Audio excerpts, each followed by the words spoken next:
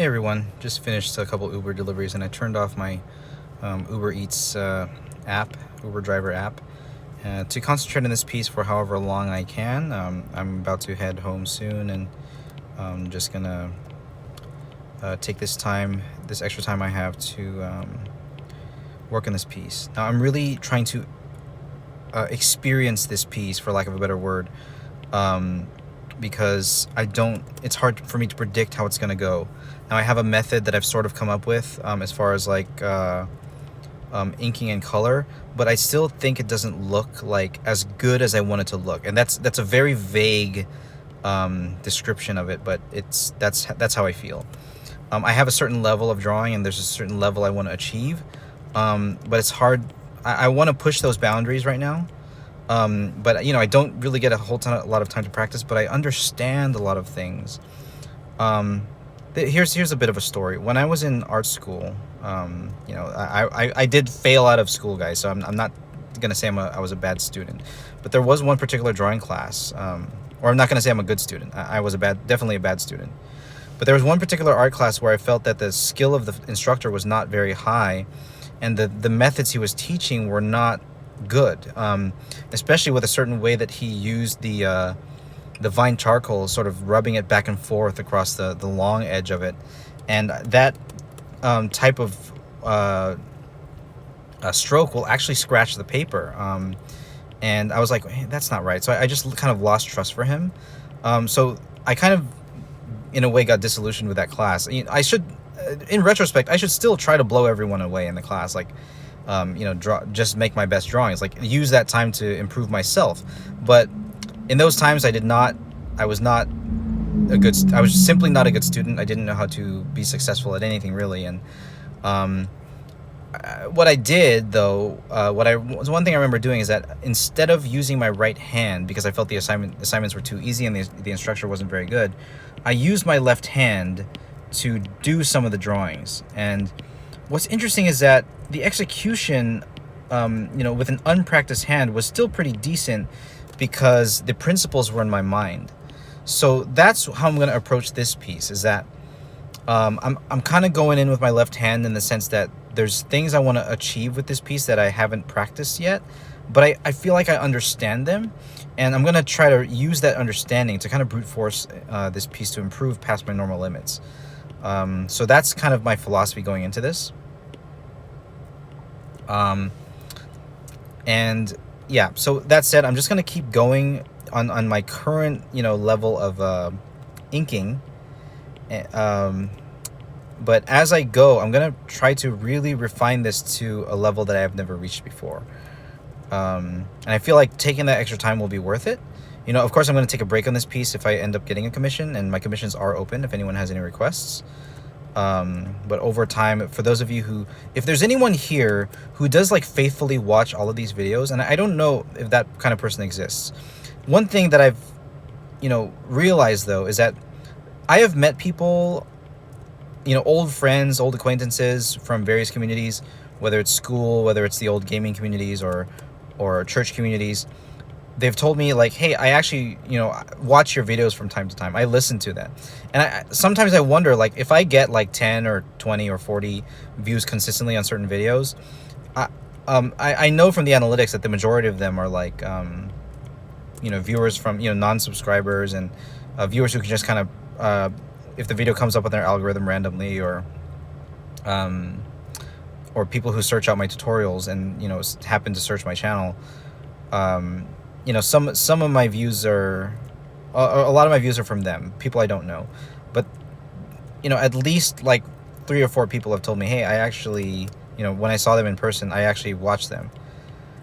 So if you know me, or if you are like actually watching like the majority of these or all of these, I want you to, first of all, I want you to know that you are appreciated. But second of all, I would love for you to comment. Just type something in the comment, like something random, just to let me know that you're there, so that I can kind of see. And then, but if you want to say something, like ask a question, then that would be really cool too. Just anything that shows me, just kind of some kind of feedback, I suppose. That would be really, really great. So I keep getting that tilt in the brush where it gives me that thick stroke, or I would rather not have that. So I'll zoom into the feet later, but I'll just kind of keep going. I'm going to jump into the baby Jesus here, the child Jesus. And I can still see that from my sketch that the eyes are a little bit asymmetrical. So I want to refine that.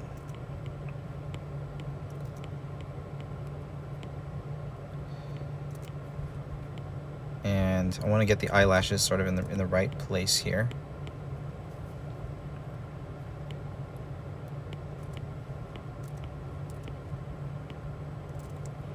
I'm still undoing a lot now that I have the keyboard. No good.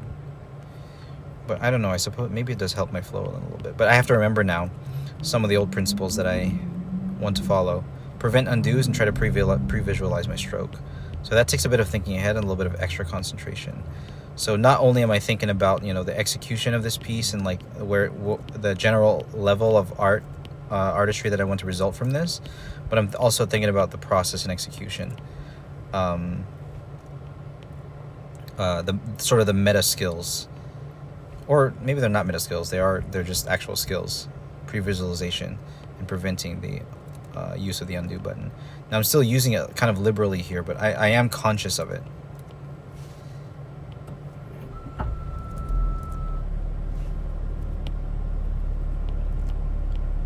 We want the roundness of his face here to show his youthfulness.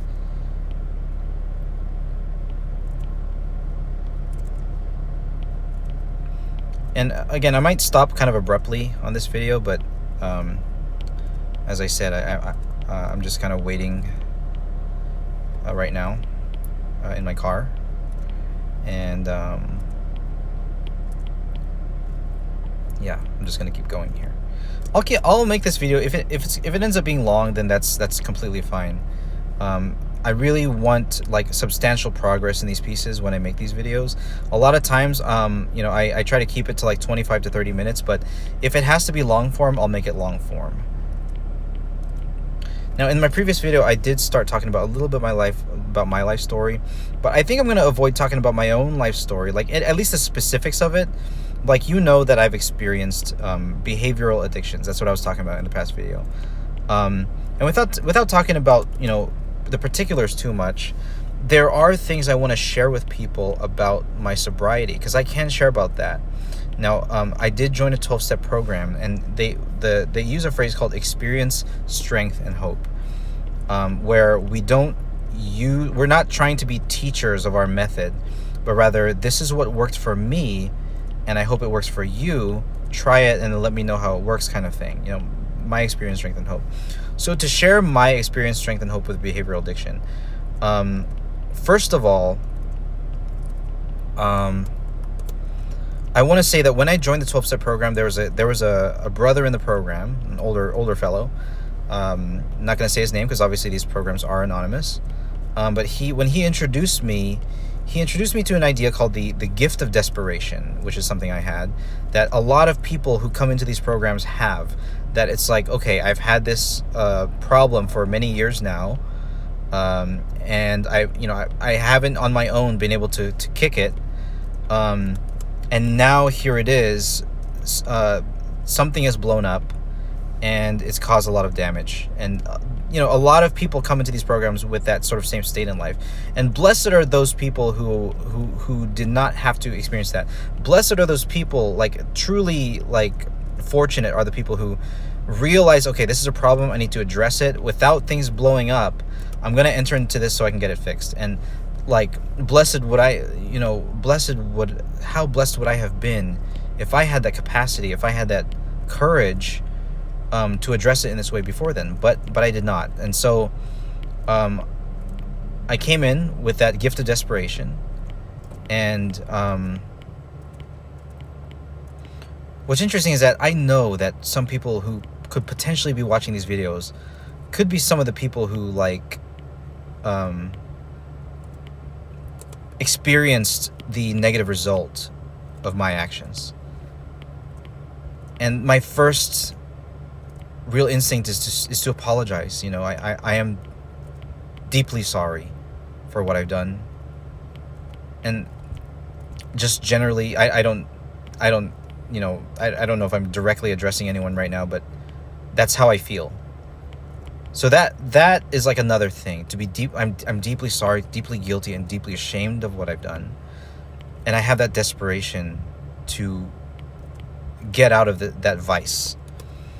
And I would encourage anyone who might be, I want to use the word suffering, because it is suffering, who's suffering a behavioral addiction, to have the courage to get help, like preemptively make that move. Don't wait for something to blow up, because I feel like you might know that if this continues, if you're found out, if you continue to degenerate in this way, that's like a pressure cooker, something like really bad things can happen, the things that you're afraid of. And here's the thing, oftentimes with behavioral addiction, and it is the case for me, that fear is such a driving motivator. And again, I'm speaking from my own experience. I don't speak for every addict, just my experience.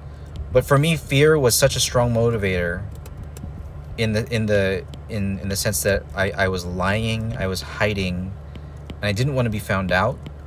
But here's the thing, that anxiety that comes from not wanting to be found out, that's a trigger, right? Like, because behavioral addictions are used to pursue dopamine, to pursue comfort a lot of the time, to pursue easy feelings. And so in such a disordered way, the use of whatever the behavioral addiction is, and again, I can only speak for behavioral addiction. I have not suffered from substance abuse addiction. I have not. So that's not something I can speak on. But the thing is, the 12-step programs, based on like AA, Alcoholics Anonymous, like a lot of the same principles apply. The 12 steps talk about, they talk about like only step 1 is usually different among the 12-step programs, which is like, I admit that my life has become unmanageable because of so-and-so addiction. But then the rest of the 12 steps are all the same. And the 12-step programs, I mean, they talk about God, right? And not everyone is religious. And I'm learning to not shy away from talking about my religion. I am a Roman Catholic. And so if I end up talking about Jesus, you know, barring demonetization, I'm gonna not be shy about it. You know, there's Catholic YouTubes out there, but this is an art channel. And of course, I don't want to pigeonhole myself. I just want to be real on this channel. But I want to move toward that, not being shy about my religion. Because for me, it was not the 12-step program that was crucial to my sobriety, or at least gaining, a prolonged sobriety that I've gained. And I praise God for it. And it's funny because I say that I'm looking at God right now, or at least my depiction of God. And sometimes I wonder, am I making a graven image? Am I disobeying a commandment by drawing the child Jesus here? I don't think so, because I'm not necessarily drawing God, the ultimate creator. I'm drawing the child Jesus who really lived, a depiction of him. So I hope I'm not, I don't really know how it works. I know that ancient Judaism and Islam are like very particular about making images. But in the Catholic tradition, we love art. We love depictions of Jesus and the saints. So I'm following that tradition. Okay. Anyway, as I was saying, with behavioral addiction in the 12-step program, we talk about God. And at least what meaning that, they use the word higher power, that my higher power can help me, I want to be dependent on this higher power because I am powerless over that addiction. And admitting one's powerless, it's an idea, admitting one's powerlessness, it's an idea that I wrestled with for a long time, because obviously I know that I have some agency in life, that I have the capacity to make decisions, but my habit and pattern of decision making was so disordered and so habitual and so entrenched in that disordered pattern, that one might admit that, I did not have control over that. And that's not to shirk blame. That's not to say, okay, well, I'm sick and therefore I have no control over. Like, no, it was a series of my decisions, taking into account whatever circumstances I had with my childhood and whatever I had there. But it's not to say that I didn't do it. It's not, because I did. But to understand the powers that be, and the design of my brain, and how I messed it up so bad that I lost control, and my life became unmanageable. That's how it is. And here's the thing. I heard something about, or I watched this documentary on the Boston Marathon bombers. A very sad story. But there was a guy, as part of the documentary who was a researcher, a journalist, I think. He wrote a book about the two perpetrators of the Boston Marathon. And what's interesting is that he got a reaction from audiences saying, okay, by you telling their story, you humanize them, and you are wrong to humanize them because you are justifying their actions. And his defense, I mean, first of all, it's illogical. That's wrong what he's saying. And he said, in his defense, his own father was killed by a terrorist attack, and his own father was killed in 9/11, and I would assume that that's what gave him passion for telling such a story. That in high school, I cheated on this assignment, but we were assigned a book called Hitler and Stalin, and it I would love to go back and read it, but I don't have time to read books that are irrelevant to my own current career success. Maybe if I was a teacher, I could take some time to read that, specifically a history teacher. If I'm not in those fields, I'm not gonna read those books. I'm gonna read books that are directly will have a direct effect on the results of my career endeavors. So Catholic books or self-motivation, self-help books, fine, I'll read those. But history books, no, I don't have the time for that. But anyway, one of the things that's like Adolf Hitler, right, is we know him to be, arguably the most evil person that ever lived. And if he isn't, well, he has certainly had the result of perpetrating some of the most evil of all time. And it's easy, that's just common knowledge. We know that. But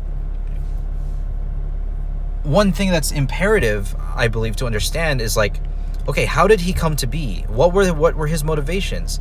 And in order to do that, you have to take a look at his life and treat him like a human being, because it's easy for someone to say, okay, he's sick.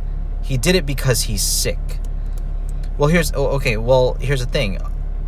We as human beings share 90-something% of our DNA with chimpanzees. Well, we share 99.something% of our DNA with each other.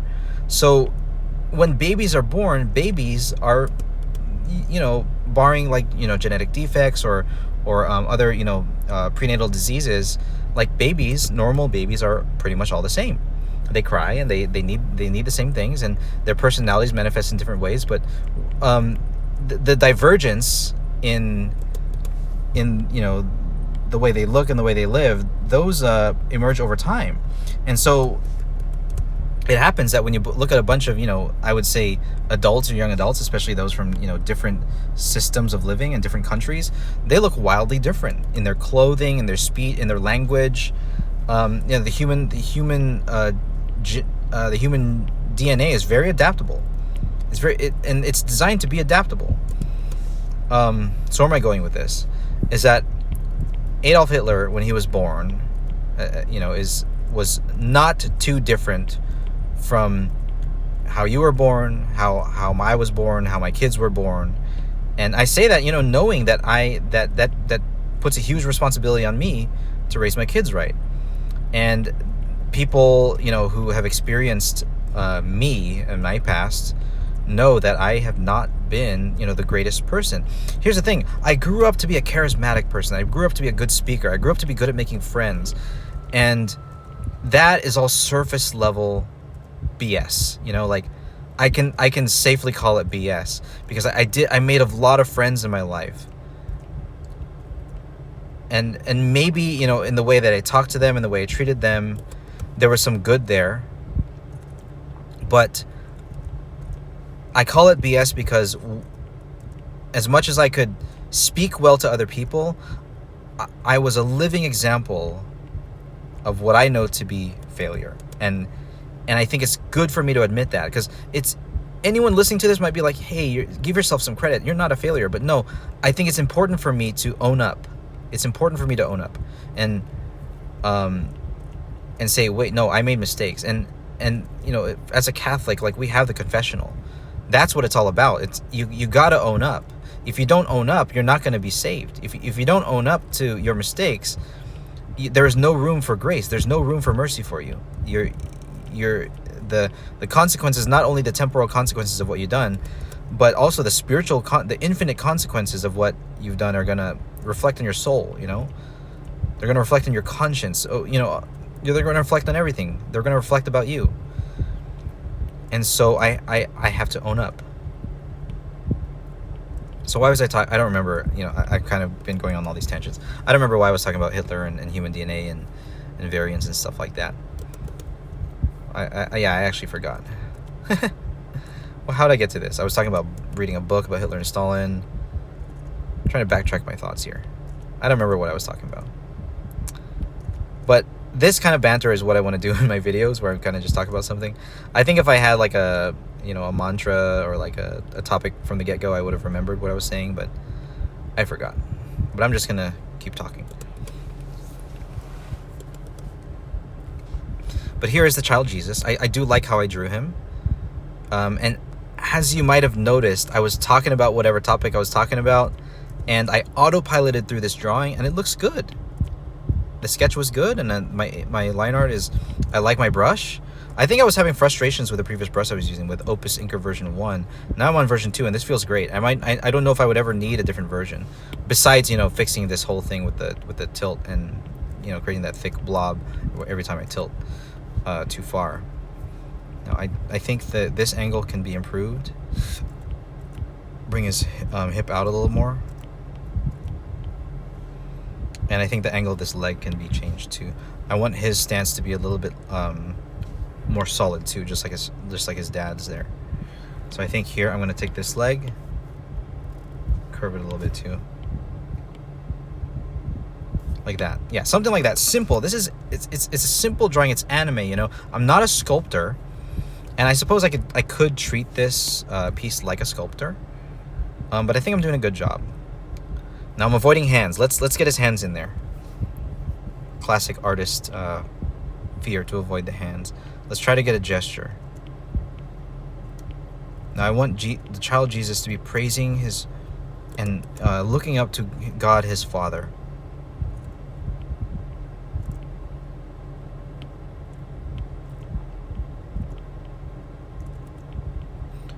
So I'm gonna be doing the backs of his knuckles here. And I want to get this gesture looking right. Where's his thumb?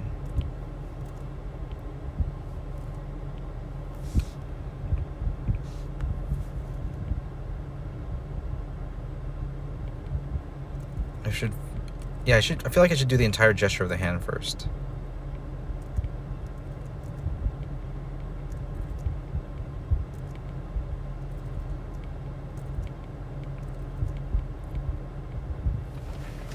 Okay.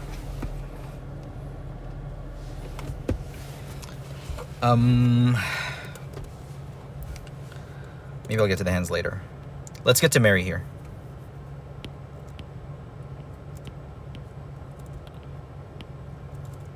Okay, so how do I have this? This line is her forehead, and this line is like hair. So we'll use this line first, and then this line, like that. And we'll get some more hair here, like that. Ear, jawline, chin, cheek. Let's get the contour in there. And I'm going to try to keep these contours thin, as I said, and I might go back to this whole piece and just really refine the line art and the line weight and get these thin lines that I want. Want a nice curve right here in the chin.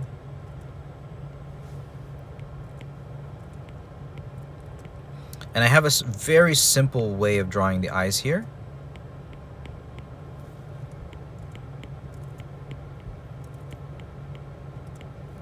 So far.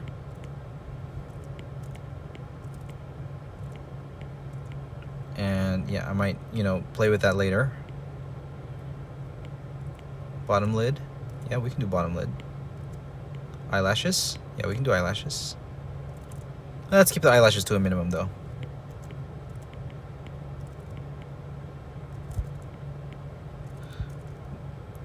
Let's keep a really soft expression with eyebrows. You can really do a lot with eyebrows to change an expression. A lot of pretty much all expression in human faces, well, not all, but the majority of expression, I would say 90% of it. I hate using random percents like that. I would say the majority of human expression is expressed through the eyes and eyebrows. You know, you can scrunch up the face, the mouth can smile, but I mean, you can, like, someone can smile with their mouth and not with their eyes. And you can tell, you know, the eyes are the window to the soul, as they say. Something I've been thinking about lately. And you can tell a lot with your eyes, and you can see a lot in the eyes of others.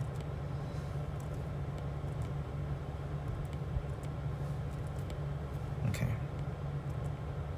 So gentle expression here.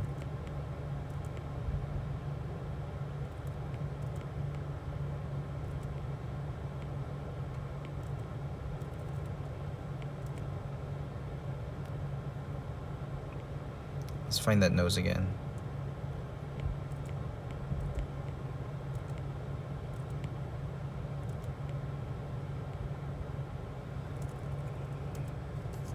Like that. This one here.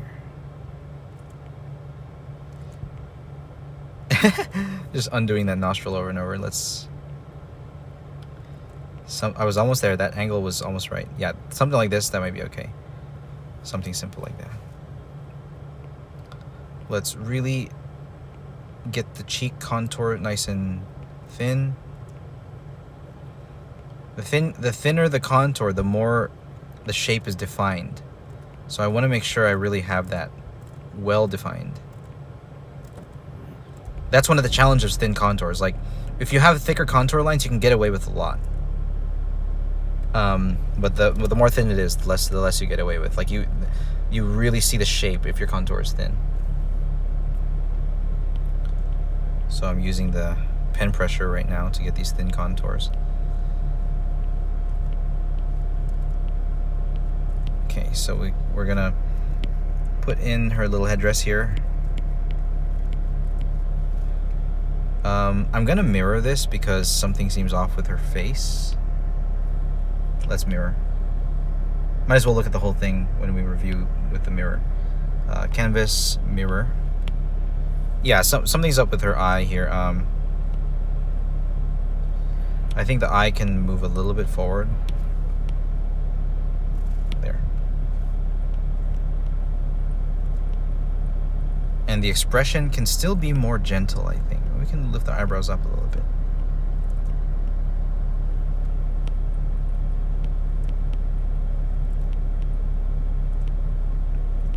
Endearing, you know. Let's get a little bit of hatching lines in here to define the jawline. Yeah, there we go. Very delicate. Let's bring this over her ear, actually. Change the sketch a little bit. Yeah, this brush is very good. This brush is very similar to the one I was using in Krita. The ink pen brush that from Krita. So I made a video about Krita, about the best brush from line art. I might make a video about the best brush for line art on Procreate. In my opinion, I do think it is Tinderbox. I discovered it today.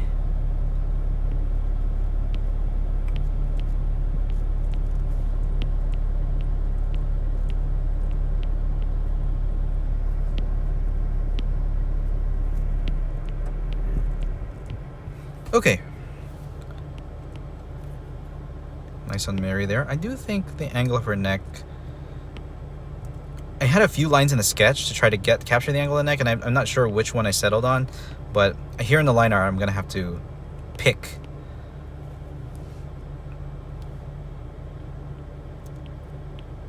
Now, I did not really do much line work on her sleeves here, so I'm going to figure this out using just directly on the line layer.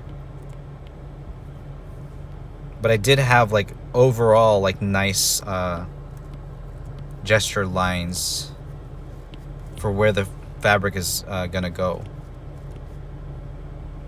This is not realism. That's not the way I draw. So I'm not like a Renaissance artist. My influence is from anime. So there's gonna be sort of a graphic, cartoony, exaggerated feel to the expression of my lines.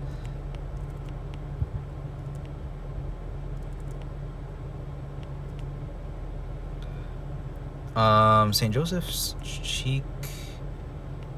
I feel like it's a little bit, could be a little bit more burly here. Get a little bit more cheek right there. A little extra piece of mustache, sure.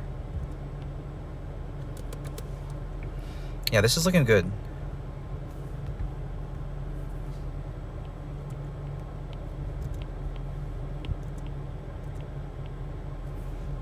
Okay. So again, gonna thin out these lines.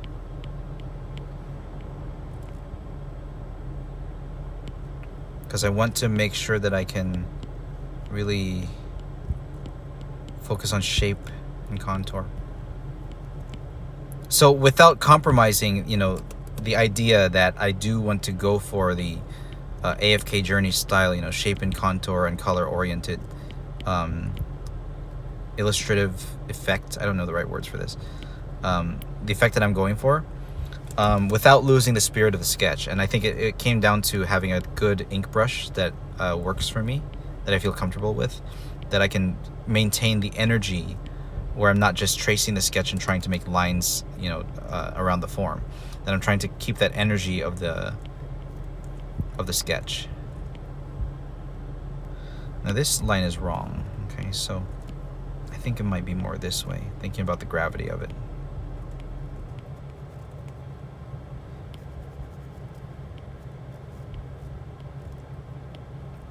Something like this. Okay. Let's take a look. Let's remove that Lily reference real quick. Remove my pencil. Yeah, this looks good. This looks good. Okay, so we're looking at the child Jesus now. I can see that the eyes are still a little bit wonky. I'm going to move him manually, or I'm going to move him using the selection. I think this eye could be wider.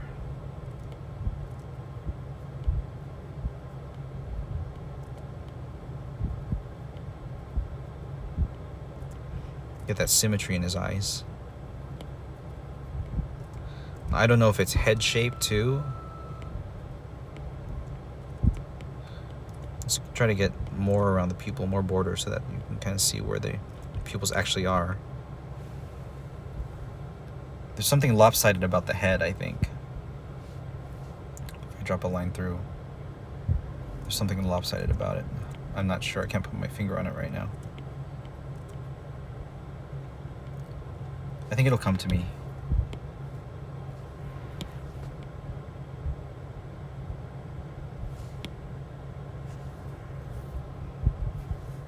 Like when I look at each eye individually, each one looks good. Like I'm covering my eye's view of each eye.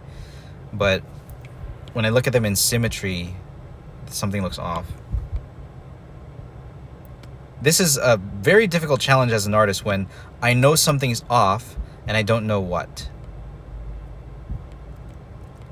Like, it's interesting too, like I feel like a really well-seasoned artist, especially like a comic or anime artist, would be able to tell me. Because when I was teaching, you know, some of these kids would say, you know, what's wrong with it? It doesn't look right. And I would be able to tell them something if it's glaringly obvious to me. So, but here, there's something glaringly obvious. Now, if any of you out there are seasoned artists, or even if you're not a seasoned artist and you can see what it is, please let me know in the comments, so maybe I can like take that into account. But there's something wrong with the symmetry here. I don't know if it's his entire head or if it's just the eyes, because I've been just doing the eyes.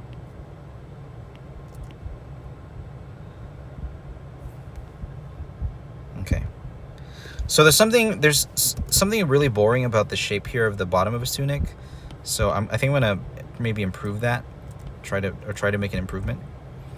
One thing I noticed is that in a lot of statues, they really accentuate like there's a knee there. So maybe I might do that. You know, I might keep that in mind, just kind of copying the statues of Christian tradition. They always like to show that there's a knee there, so that maybe that knee is forward, since it's the one that's he's not putting more of his weight on. Dropping a plumb line down though. Let's try to get the center of his face. Yeah, dropping that plumb line down. Yeah, the balance is not quite there. And I don't know what it is.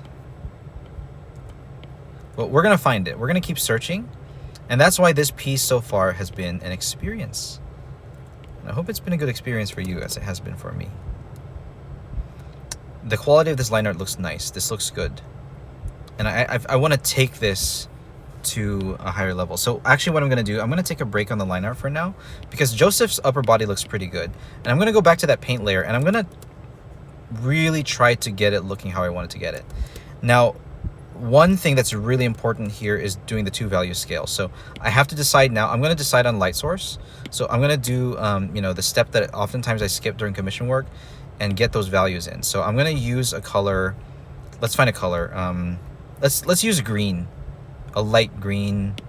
Let's see, Jesus white, Mary red, red and blue, red, blue, green. What's kind of in the middle of all those? Red, blue, green.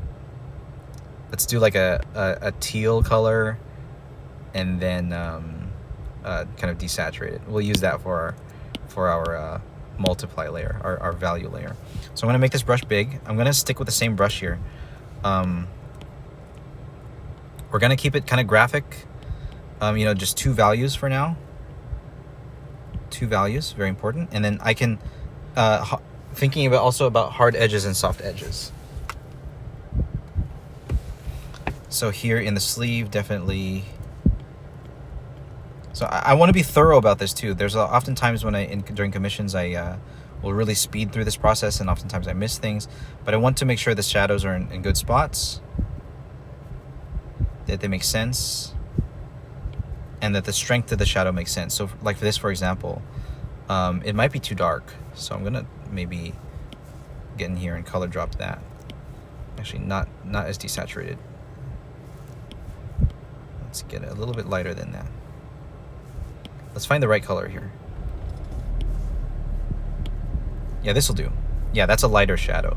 So I'm gonna color drop these as well.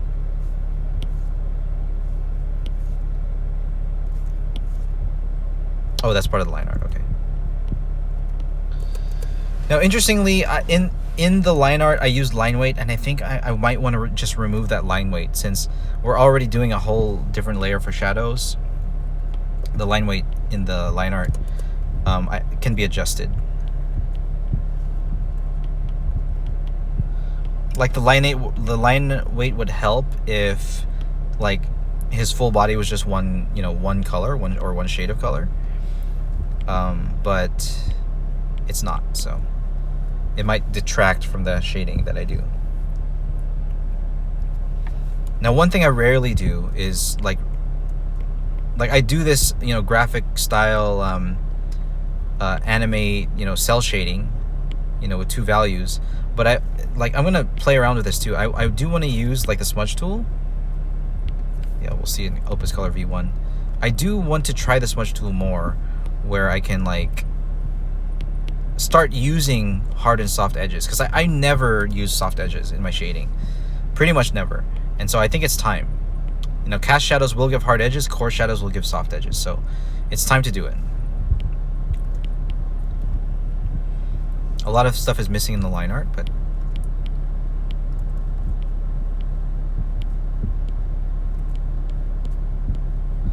I'm just gonna keep going here.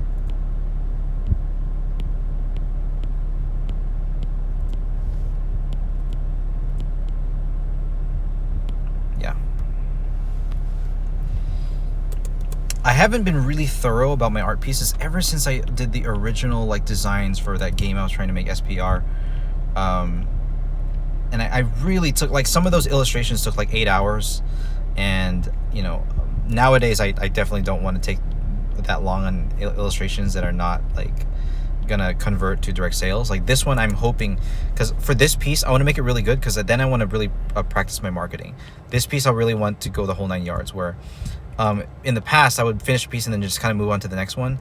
But one of my big weaknesses is marketing, and so with this one I want to make it good, sellable, so that I can actually market it, so that I actually trust, hey, this is a good product, I feel like you can buy it, you know, put it on your little altar, or put it on your wall or something, and you know, look at the Holy Family and venerate the Holy Family. And I want to have that in this piece. And you know, maybe for people who like this art style, people who are accustomed to like anime and comics, and you know, there's a whole generation out there that, you know, likes that form of entertainment.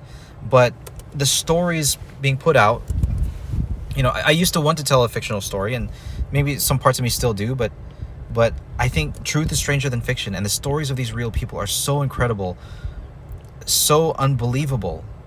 I mean, especially, you know, we're talking about the Christian faith here. There are people who just literally don't believe these stories even happen. Well, we know that Mary, Jesus, and Joseph existed. The historicity is already proven. You know, they're well documented people. But as far as like the miracles and stuff, you know, people like, you know, Richard Dawkins obviously will vehemently say, okay, those things never happened, and you know, I'm sure he has, you know, some grounds for that. But I believe that they did. Not being a historical scholar, this is kind of more of a leap of faith for me. I know that I shouldn't always rely on leaps of faith, you know, or rather a leap of trust, that I trust the history, and I trust 2,000 years of Catholic tradition. As a layman, I don't have time to get into the, you know, old ancient Catholic libraries and, you know, read all the debates about historicity and all that stuff. I could, but again, it's not my place. I'm a layman. I have a family to take care of. I'm only going to really do extra research that directly benefits my work. Now here I'm working not only as an artist and as a freelancer, but as a YouTuber as well, right? So if you're still here just listening to my banter, you're on YouTube and you're listening to me. And so maybe I could, for your sake, you know, be very learned and be that teacher. But as it stands, I do not make much money from YouTube at all. So if you want to send a donation, send some super thanks, or, you know, even commission me or something to support the channel, that'd be wonderful. But I'm not expecting a lot of revenue from the channel. I would love it, but I'm not at that level yet. Now my channel is growing, especially because I've been uploading consistently for the past few months. So I looked at like my lifetime views. Like I made one great video in like 2018 or something. It got a ton of views, got me like thousands of followers. But then the ripple effect of that video has started to taper off. But ever since I've been uploading consistently for the past couple months, just almost every day, even if some of my videos get like less than 10 views, I've been uploading. And there was a lesson I learned from a content creator a long time ago named Mike Ross, a Street Fighter guy. He said production quality is consistency. Like you don't have to worry too much about the production quality. As long as it's not bad, you know, take it to a level that's acceptable to you, but don't like be a control freak or too crazy about getting the production perfect every time if it hinders you from uploading. So for me, I've just been consistent with my uploads, you know, not knowing that, you know, a lot of my videos are not the highest quality. And that's my way of doing it. I know Mr. Beast is different. Like Mr. Beast, one of the greatest, one of the goats of YouTube. He loves to study his videos. Everything is studied, like the analytics, the editing, the thumbnails. It's a science for him. For me, my scientific method is different. My scientific method is let's put in a rep, let's iterate, and then let's take a look at it and let's see what we can do better next time, and we'll keep going with it. So that's my method. And will I catch up to Mr. Beast? Maybe, probably not. I mean, yeah, the odds are so low. But what's important is that just the idea of scientific method, that you're taking it and you're taking something, trying to gather data, and then improving on it. So that's my way. So I did the cast shadow so far. Let's kind of bring this here. I want to make this into a multiply layer also. Yeah, there we go. so that if it yeah, I think it does. It really is adding to the piece already. So that said, I'm gonna take this color and try to find a nicer green color, sort of like a camo green. I don't want it to look like a poopy green. Yeah, I think I like this green, but it's too dark. Let's keep it light. Yeah, there we go. The color drop. Shout out to Procreate's color drop. That looks cool. Looks good. Now I'm gonna follow the line art a little bit more now that I've refined it, since I laid in these colors. This piece is gonna evolve. The word is evolve, slowly like this. Let's get a hair color on the child Jesus. I don't like, light colored hair in the child Jesus. I know it's just personal preference. Like, according to your culture, I've seen black Jesus, I've seen Japanese Jesus, black Mary, Japanese Mary. Like, you draw according to your culture, and I don't, that's why I like making sure that Jesus, Mary, and Joseph have dark hair, But I do take into account, in Nazareth, I've looked up. I had to when I first started drawing Saint Joseph more, I was looking at pictures of like people from Nazareth, people in the Middle East. I think it's still considered like Caucasian. So there are a lot of light skinned and dark skinned people, and especially in that region, considering like people can literally walk from Egypt, to Bethlehem and Nazareth and Israel. Like they were walking, they were hiking, they were taking their donkeys and stuff. So it's walking distance. If it's walking distance from all those places, you're gonna get all sorts of colors. I know Egyptians, I think historically, are not considered like dark skin, but in Africa you're gonna get dark skinned people, and people are gonna walk all over the place. So you're gonna get a lot of skin colors in the time of and region of Jesus. People could be getting a tan if they're working outside. So, it's just, you're going to get that diversity. All right, so here.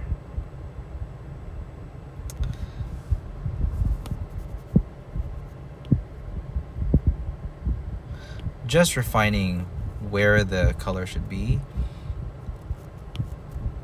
Staying in the borders there.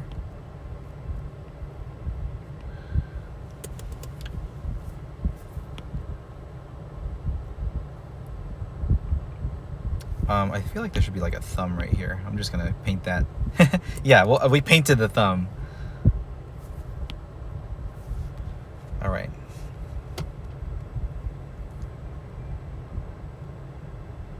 So I'm gonna bring the sketch back a little bit more again.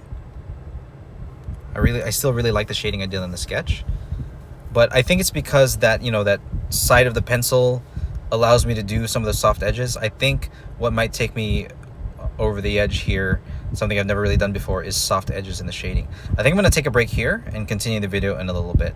So I'll talk to you guys later. Thanks for watching. Thanks for listening. God bless. Bye-bye.